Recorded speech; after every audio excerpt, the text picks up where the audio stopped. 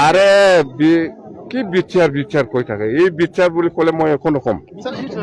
BTC Pramod Bodo কলে মই কই নাকি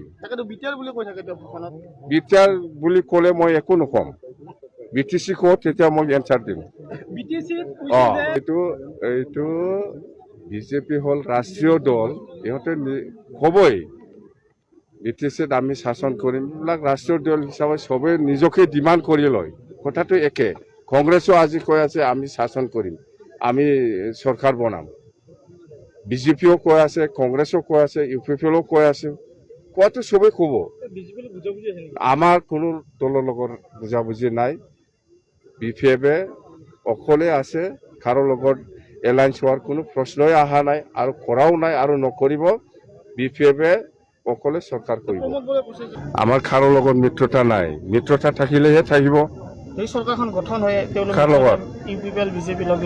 ইহঁতে মিত্ৰতা আছে ইহঁতে দুইটা কৰিলে আমি কি কৰিব পাৰিম মই কিয় যাম মই ইহঁতৰ লগত মিত্রতাই নাই মই কিয় যাম দরকার নাই বিপিএফে 20+ সিট পাই আছে এইবিলাক কৈ লাভ নাই